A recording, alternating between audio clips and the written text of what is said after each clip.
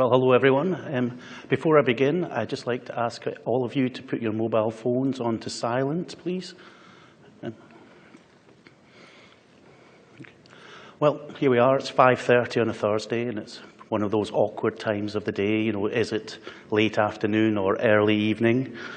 But for those of you who are game designers, you know that you've got to make those difficult decisions. So good evening, everyone. And I'd like to thank you and welcome you to this talk entitled History in Game Design. So a quick introduction. I'm Chris King. I began my life as a lowly QA at Paradox Development Studio. I've now worked there roughly 8 years, and I've reached the illustrious rank of senior designer. Now, Paradox has obviously made its name making historical grand strategy games, for example, Europa Universalis, Hearts of Iron, Crusader Kings. And if I was to pick a personal favorite, I would say Victoria. And I've, in one capacity or another, worked on all of these titles at some point. So today's talk, we're going to look at gameplay and history. And this is an eternal choice of any historical game, because you have to start creating a historical experience and a game to play. And so, as a designer, your choice is how much do you go for history and how much do you go for the game side of it. Because if we went for perfect history, if you started a World War II game as Germany, you would always lose. And this is not a huge amount of fun for players, but it's definitely 100% historical. So historical games are not necessarily about the historical outcomes. History forms part of the whole wider game experience. And your question is, how much do you want to use history in your game, and how much are you going to focus on the pure gameplay aspects? So when I mean using history, let's just have a quick example here. And what we're going to look at is Civilization and Hearts of Iron, and how we set the game up. So with Civilization 1, of course, best, we see a balanced setup. I mean, the creators of Civilization make no great claim that there's 10,000 Russians living in Moscow in 4000 BC. But what they do set up is a game where you have to kind of, your decisions will influence how your game plays. And so therefore, if you lose, it was your choices that caused this. But you also end up getting nuked by Gandhi, which I've read on the internet is a bit of an immersion breaker for some people. But with Hearts of Iron, we use historical setups. The setups aren't equal. So in our little map here, we've got Germany there in the center. They're the big bad dog of Europe here. And if you start as them, you're going to get an easier game than, say, if you start as France or Poland. But also, you can then kind of up your difficulty notch a little, going, well, I've mastered Germany, let's give France a go. And then after that, we'll move on to Poland. But we also have the kind of problem that a country like Luxembourg, you're pretty much hosed no matter what you do. So this kind of starting as any country, it can be a bit misleading. So gameplay and history, as we can see from these two setups, they both offer something to players. And they don't even have to be mutually exclusive. You know, sometimes you as a designer just have to make the choice. Do I want to go for more history or do I want to go for more gameplay? But sadly, sometimes they are just mutually exclusive. Sometimes it just doesn't work. Because basically not all for his history makes for good game mechanics. I mean, and this is especially a problem if the event is an important major event that, you know, is vital for the immersion of the game. Because when you develop game mechanics, you need precision. Inside a computer, everything has to be definite. You know, it's a 1 or a 0. It's an either or an or. But I mean, if you think of it this way, think about what we call material culture, the goods we leave behind. So say 2,000 years from now, archaeologists are digging their way through San Francisco, and they come down to this level, and what they'll find is a load of mobile phones. And if they do the same up in Canada, they'll find a load of mobile phones. And if they do the same in Mexico, again, there'll be a load of mobile phones. So the goods we leave behind don't tell us the one thing that's actually most important for a game, the borders between countries. We would actually need other sources to be able to work that out. The other thing is that game mechanics rely on logic. You know, it's got to be if A, then X. In history, this can be more complicated. Sometimes it's A, or it might be B, and if it isn't B, then or A, it could be C, and then we get X and maybe even Y. And sometimes even when history gives us if A, then X, then it just doesn't work in a game. I mean, to give you an example of this, Denmark was off crusading in what is now Estonia, bringing the light of Jesus to people who weren't quite ready for it, when they were losing. And what happened was a flag came falling out of the sky, and this inspired the Danes to come on and win. But if you go to the programmers and go, if flag falls out of sky, Denmark wins, they'll kind of go, what? You know, they're just not your best friends. The other thing is, of course, is we get gaps in historical knowledge. We know from classical writings that we have lost a whole number of other classical writings. They've referenced them, but we're not quite sure what's in them, and thus we have gaps which are missing. The other thing is, of course, that history is a process. When you start to create a game, you're going to pick a start date, be it 4000 BC or 1936 or whatever date you want to have. And that is kind of like your year zero. That's when everything begins. But what you'll find is a lot of history has gone on beforehand, which will actually affect your game period. And we can't really divide history up into nice, precise eras. And even historians can't agree on nice, precise eras. You know, we all know about the Middle Ages, but when you ask 10 historians what are the Middle Ages, you usually get at least 10 different answers. And also the other thing is history, of course, is full of absolute stupidity. And, yes, and there are some very important decisions in history that are vital for historical immersion, and also, let's face it, quite stupid. And the real great one, of course, is World War II. You think Germany would have learned a thing or two after the First War. But not only did they embark on World War II, they kept declaring war in more and more countries to make the challenge even greater. And, well, they lost. Again. So solving this kind of problem, what I'm going to do with this talk is I'm going to go through a number of paradox games. I'm going to take a little case studies, look at the problem, and look at how we solve them. So our first game, we're going to start at the beginning, well, early, with Crusader Kings 2. For those of you who don't know Crusader Kings 2, it's a Middle Ages game. It focuses primarily on family and dynasty, and it has the odd crusade in it. And just a little diversion here when we talk about game precision. For this kind of time period, the further we move away from Europe, from Central Europe and Near East, and the more we move out eastwards, the less information we actually get about who lived there. And so when it comes to drawing things like definite borders and actually even trying to work out exactly who lived there, our sources are sparse. So we've actually had to use essentially our best guess of how the world looked. And although this is unfortunate, there was no other way we could actually make the game. But, however, our main event, religious schisms. What we have is a situation where you have what is a single faith that splits into two. And this is vitally important into the game because of the whole crusading aspect. If you're going out in a holy war, you need to know who you can holy war against and who can join in the fun. So we need to nail down what religion you are very clearly. So if we look actually at the schisms of the period, we had the East-West schism, which was the Orthodox and Catholic Christian churches having a little fallout. But when we actually look at what happened, it began with absolutely nothing whatsoever to do with religion at all. In fact, there was a rampaging band of Normans loose in southern Italy, causing problems for both the Pope and the Byzantine Emperor. So they began to sit down and discuss what to do about this. And then the ecumenical patriarch, the head of the Orthodox Church, sensing some weakness on the papal side, decided to tidy up a few theological disputes in favor of the Orthodox Church, naturally. Now, the Pope didn't take this one too well and sent his own representatives off to Constantinople to disagree. And it ends up, of course, with mutually assured excommunication in 1054, which was obviously disappointing all round. Then, of course, is this really the great point where they schismed? I mean, we do have a very pedantic point to argue about, which is excommunication is denial of communion. It says you no longer can join in entirely.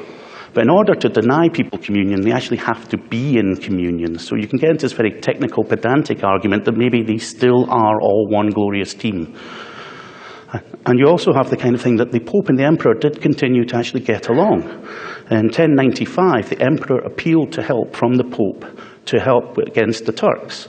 And instead of going, burn in hell, heretic, the Pope actually preached the First Crusade, and the massed ranks of Latin Christendom came to the help of the Eastern Emperor, which is very strange for two churches who have completely fallen out.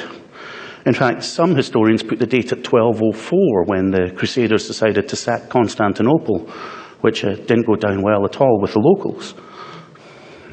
But see, things aren't really just quite cut and dried.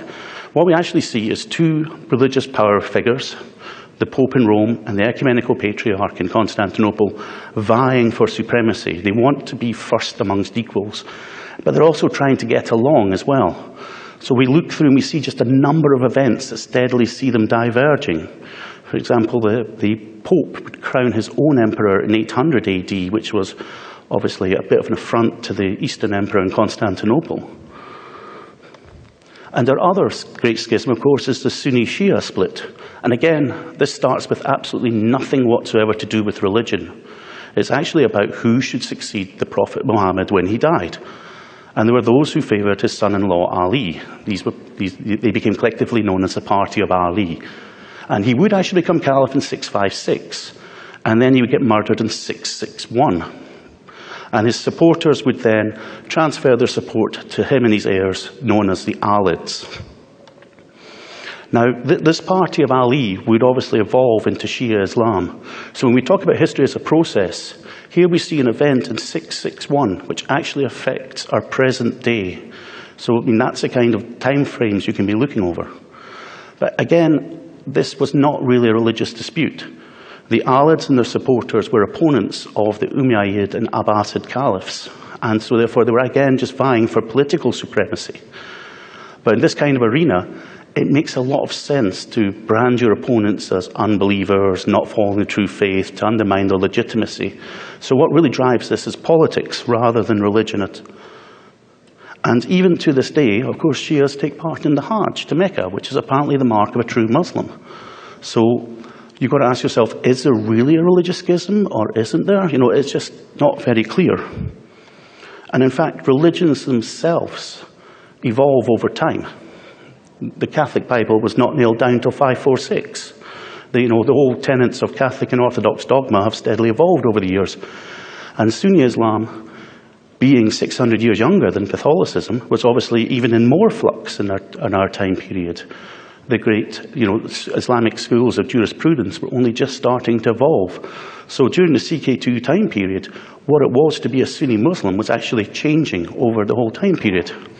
Which means that if you're trying to identify a point of breakage between two religions, what you're trying to hit is a moving target inside a moving target. And for trying to set up precise game mechanics, this is a problem. So our solution, ignore it. just hope it goes away. we just simply make them separate religions from the start. Now, I know this probably sounds a bit controversial. We pride ourselves in our historical games, and the first thing we say is we'll freely discard history when it suits us, but sometimes that's just what you have to do. Because what you have to ask yourself is how much time you're going to have to invest in a game feature versus how much a player will gain from it. And in the case of these schisms, when we looked at it, the problem just started to get bigger and bigger and bigger. And for quite a lot of time, the player just wouldn't care what kind of infidel you were, just as long as he could fight you. So it really is a question of effort versus payoff. This is a question of scope. As a game designer, you have to set the limits of your game design. If you look at shooters, they do spend a lot of time on war, but they don't look so deeply into anti-war protesters. Even though you could argue that this is an important part of warfare. But just because something is relevant or important even doesn't mean that your game has to actually kind of handle it. You can just kind of say, no, we'll push that to one side, and what we'll do is we'll focus on other things. Because what you include in your game It's also a decision of what not to include. You're dealing with a finite budget. You only have finite resources. There's only so many things you can do. So one of the roles as designer is to pick and choose what goes into a game. So on to our next game, which is Europa Universalis 4. And this covers the Renaissance period through to the Age of Discovery. And we move away from playing dynasties. We're now going to play countries. And you're kind of looking at their growth and their expansion through this whole time period. We kind of start with a very fragmented Europe, and this Europe steadily starts to glue together. And our event here is actually the Conquest of Mexico. During our EU time period, Spain is actually one of the superpowers of the time period. You can see the mark Spain has actually left on the Americas with the fact that there's an awful lot of Spanish speakers in especially South America. And what really powered Spain as a great power was the gold and silver of Mexico and Peru. It turned them in from being a kind of fringe country on the edge of Europe to being enormously wealthy. So if we want to give people historical immersion, the Spanish Empire has to be possible. Now, gold and silver is very, very important in this time period. We all know money is power. Money is what pays your troops. Money is what buys you friends. And in this year, of course, it's gold and silver coinage. So if you can have control gold and silver mines, you have a literal license to print money. And that will make you powerful. And the Spanish coinage minted in Mexico, the famous piece of 8, the 8 real coin, also known as the Spanish dollar, would circulate around the whole of the Americas. And when the US came to set up its silver dollar, it picked an identical weight for it. And in fact, the Spanish dollar would remain legal tender in the US until the 1850s. That's the kind of lasting influence that these mines had. But the conquest of Mexico itself was done for Spain. It wasn't actually done by Spain. Hernan Cortes was actually just ordered to scout out some trade opportunities with an extra clause in his orders that if he came under threat, he could fight. And in fact, the governor of Havana decided to send someone to recall Cortes when he realized what he was up to. And that guy met an unsavory end, allegedly at the hands of Cortes. So one option here would be to simply automate the whole process. Essentially, once Spain starts establishing itself in the Caribbean, you then get a nice little pop-up saying, congratulations, one of your conquistadors has conquered Mexico for you, long may Spain reign over it. Now, this would have the virtue of actually being a rather simple thing to do. Our games are set up that we can do these things fairly simply. But of course, conquering is fun. Our players really love painting the map their own color. And as a rule, you should never automate processes that players want to do. You should actually automate things that players don't want to do. And we also get a hindsight problem here. Once players figure out that if they play Spain, they will pick up Mexico for free, they will actually adapt their gameplay to it. They won't bother investing time and resources in conquering Mexico because it's going to be theirs. And at the same time, other players, if you're playing another country and you know Spain will get Mexico for free, then you've got to try and grab it first to stop that happening. So Spain would become the very strange position of being protector of the Aztecs. Well, at least for a little while. So you've got to avoid trying to create perverse incentives. It will actually kind of distort your gameplay. So where one historical event will actually cause more distortions through your game and make your game less historical. So what we do is we actually simply rely on the game mechanics. EU4 has some perfectly good mechanics for conquest. And so first thing we do is we make sure that Mexico is valuable. That you want them. If you can get them, you want them. And we also make it easier for nations who have picked the colonial path to capture these regions. And as a final little thing, the way we work colonial range will give Spain a bit of a head start. So they'll get a bit of an advantage there, but it's not a guaranteed thing for Spain. So, we are more than happy to see Mexico conquered. We just won't help Spain do it. Because the point here being that just because something does happen doesn't mean it must happen. And there are times when you've got to say, well, no, we will just let it happen. And sometimes you'll get Spanish Mexico, other times it'll be English Mexico, and there's times when I've seen French Mexico as well. So try and avoid exceptions if you can. The more things you actually cover with your standard game mechanics, the better. Because this is where the core of your gameplay is. This is what you want to focus your attention on. You want to make them balanced, you want to make them user-friendly, you want to make them interesting, and you also want to have a good AI to make sure that players feel challenged as well. And so you should always try and capture things in mechanics if you can. And especially in this kind of case where historical hindsight will actually distort how players play. You know, you want to get players to play the game the way you want to, not kind of play to kind of event files or something like this. So case study number 3. And now we're looking at Victoria 2. This is centered on the Victorian period. And it focuses on industrialization, nationalism, and imperialism. And our event here is the scramble for Africa. Obviously, it's central to the idea of imperialism, you know, sending people out to colonize Africa. And it also creates conflict between the great powers as they vie to carve up Africa. And in any style, any historical grand strategy game, sources of conflict are always valuable to have. You want to create them because this helps drive the game. But our problem here is that colonies really didn't pay, especially once you added up building a navy to defend the sea zones between your colonies, sending troops down to defend them. The overwhelming majority of colonies simply didn't bring enough money in to justify this. And if we do that, then smart players simply will not colonize. I mean, why waste resources on something that's worthless? You'll instead build up your troops and just go invade people who have sunk all the resources into colonies. And then we'd have to create a smart AI that wouldn't colonize either, which would then create a rather empty-looking Africa. Now, would that be better or worse for the people who live there? It's not really my place to say. I mean, I just make the games. I'm not here to pass judgment on history. However, so this is a question of historical interpretation, because despite the fact that colonies didn't pay, people still went off and colonized.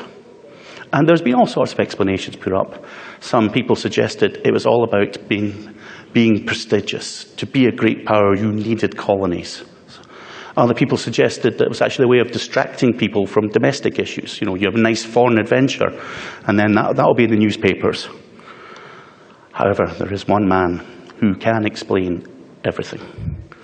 And that is Karl Marx. He's a great man. Because for him, it was all about a struggle for raw materials. It was about markets. It was about, you know, guaranteeing that your factories had goods and you had a captive population to buy your goods as well. And with Victoria 2, the game has a very strong economic model.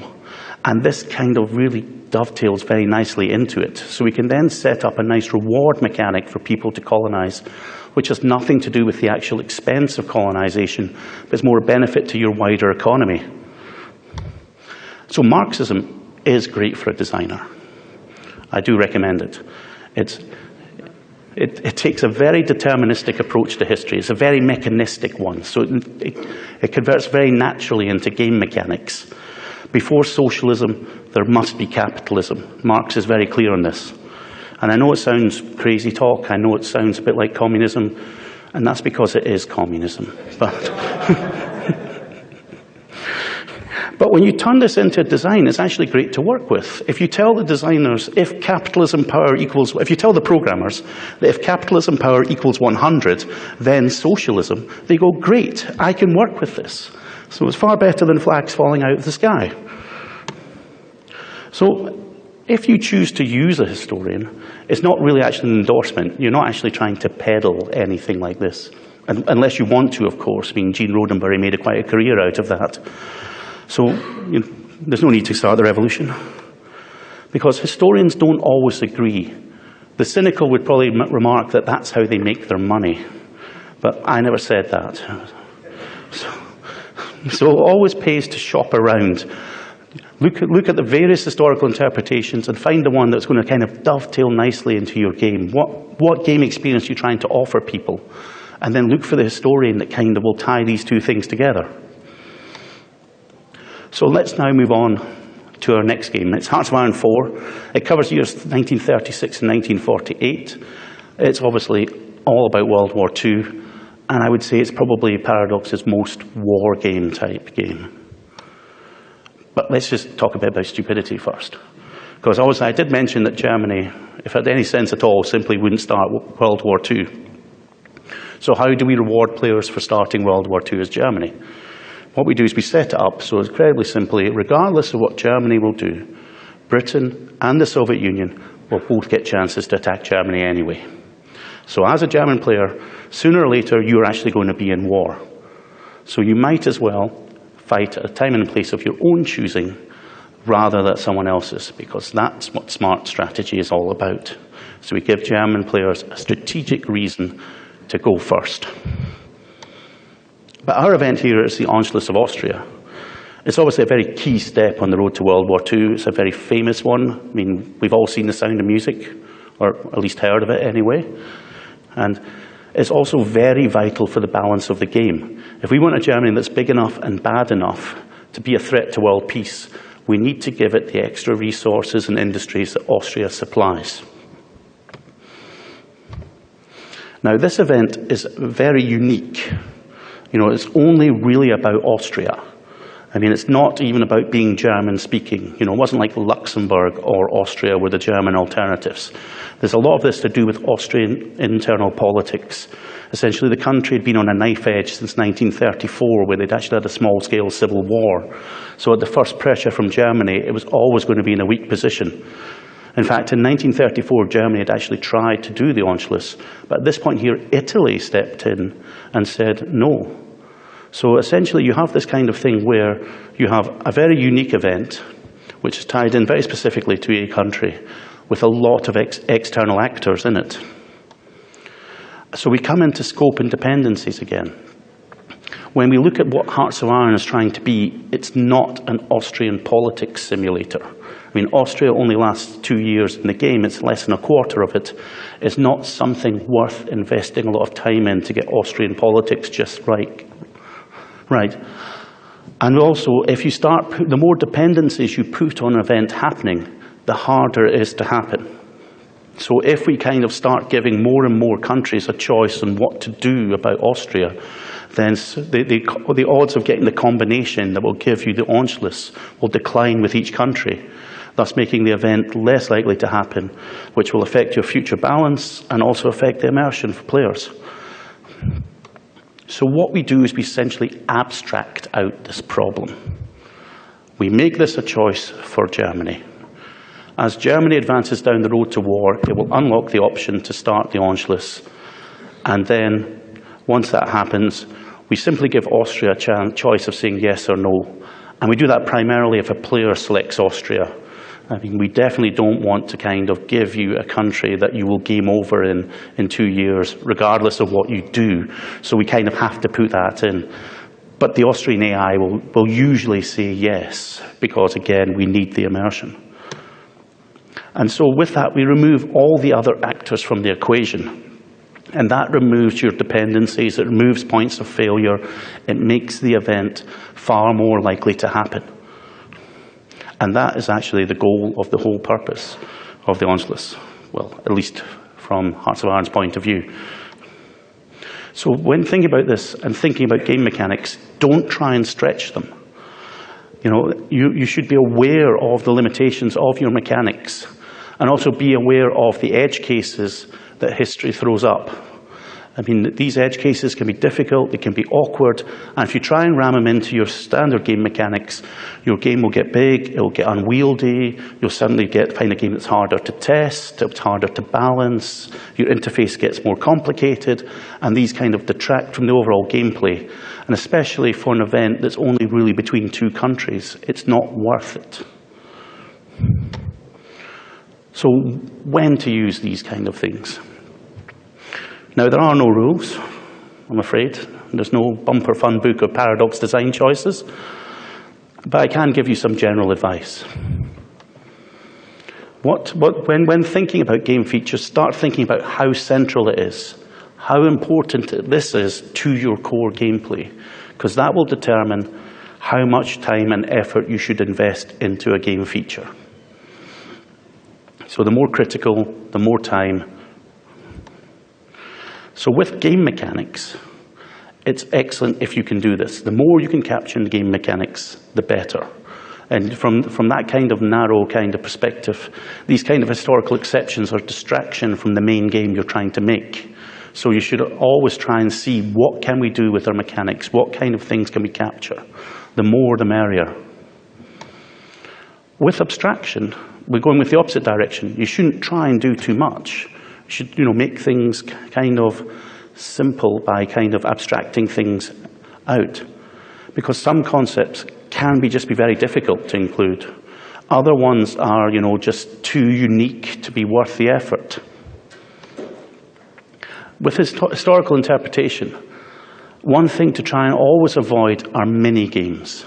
It's something you can do, it might be interesting, it might be fun, but it doesn't actually contribute to your wider game. And if you can choose not to do something, then you've kind of invested a lot of time in a feature that players just don't need. And that's not just bad for the players, also bad for you, because that time could have been invested in a feature that players do use more, and they would enjoy your game more. So all your features should, at least at some point, tie back into your main game. Even if on every game players don't use every feature, they should want to use them at least 20, 30% of the time, depending on the country you want to play. So in this kind of thing, we shop around for the right historian for you. And of course, ignoring history, our controversial one. This is absolutely the hardest call to make with any historical game. What are we going to discard? Because there are always going to be fans who loved whatever it is you threw away. This is their thing. But it's also about scope. It's about what's important, what's going to give the best. And for these kind of complicated edge cases where things aren't really clear, sometimes it is just so much better to ignore it. So, this is where you've got to try and weigh up how much time versus how much gain. I mean, basically, shall we say, the game design mantra is do it properly or don't do it. If things are complicated, if they're going to be difficult to balance, if they're not really that central to your game, if you're going to find it hard to express it clearly through interfaces, then think about it. So, in conclusion, sometimes history is hard. A lot of it will come down to your judgment, and game design is an art rather than a science. So I thought I'd leave some time for Q&A. Any questions? Oh, thank you.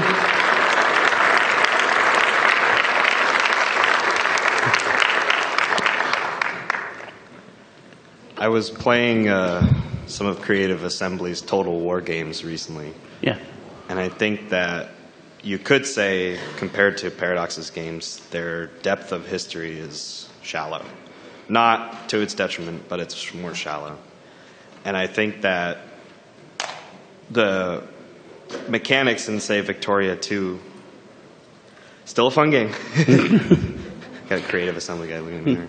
So it seems like in Paradox, for example, I could work through my political system for an hour. And in Rome 2, for example, it's more emotionally driven. A more, I guess you could say, like cinematic experience. It's names, faces. It's a different experience. Can you have a game with deep mechanics and shallow history, or vice versa? And can you express a large depth of history in a mechanic that is only a small part of your game overall? All right, so the question is about, it's about deep history with complicated mechanics. Can we get sort of deep history with kind of simple mechanics? Are those coupled together? Yeah.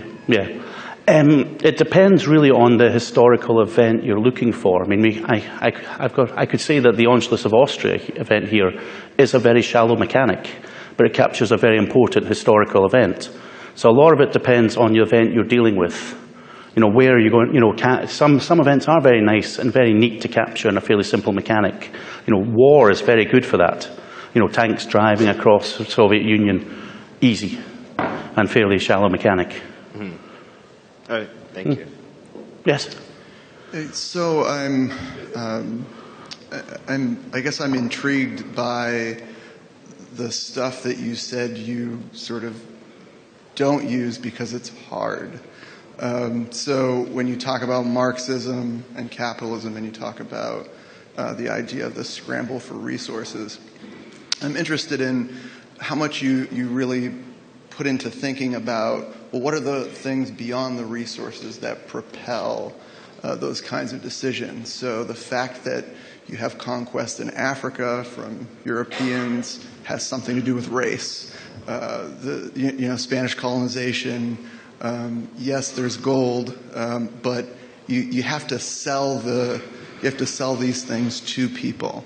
And so I wonder as much about the things that you're leaving out that you're saying are hard and complicate the game design, but I just wonder about how much richer the game would be with them in. All right, so this is a question of, for example, the fact, for example, sorry about that, microphone failure. A question about, for example, the racism and colonization in, for example, Africa and the importance of these kind of things. The thing about these kind of notions, this kind of racial superiority, imperialism thing, is that they're very hard to kind of convert into mechanics on a grand strategy level. What individual people might have felt about, for example, imperialism, it's kind of a level too low for a grand strategy game.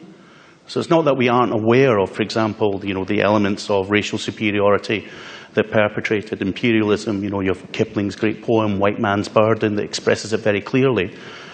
But these kind of concepts are very hard to turn into a kind of rock-solid mechanic that is easy to explain to players. You get this out of it. So that's why we kind of, it's a kind of interface, almost kind of an interface problem. What would you do with this, and how would it affect the game, and these kind of things? So that's why we kind of shy away from these kind of things, if that makes sense. Yeah, I think it makes sense. I would just say that's something I'd like to see happen. I think you should try harder. Okay. All criticism greatly appreciated. Oh, I could neither confirm nor deny. Hey, great talk, and also big fan of CK2. I think it's been described as best murder and incest simulator, 2012.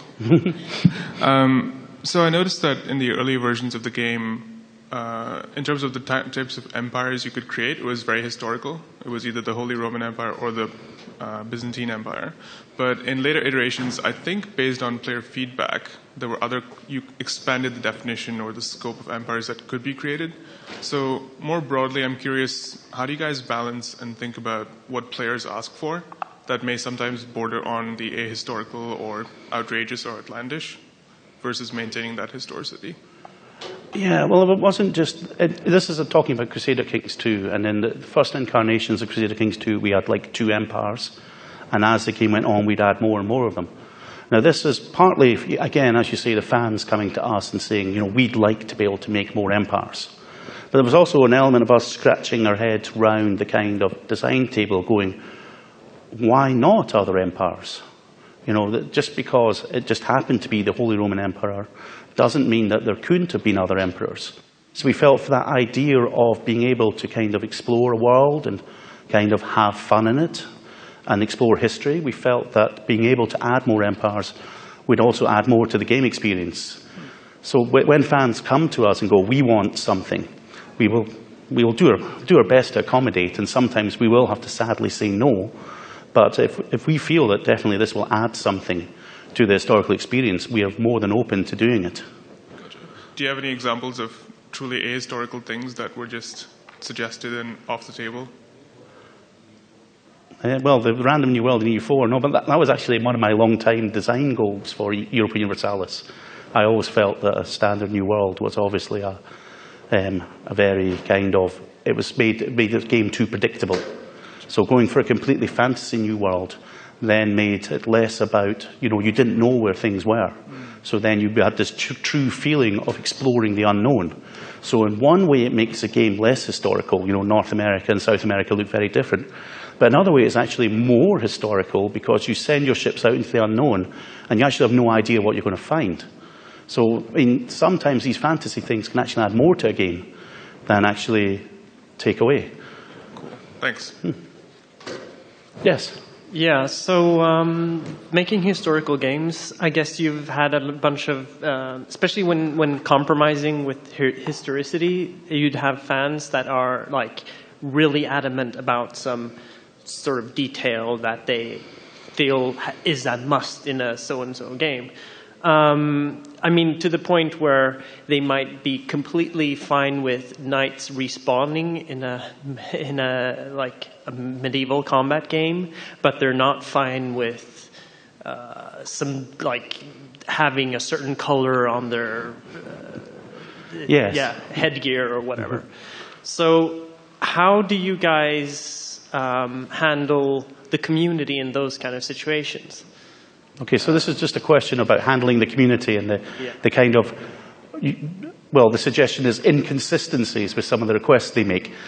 Now, I mean, obviously the buck stops with us. I mean, what goes into the game has got to be our decision. We have to make it. This is not a happy democracy here.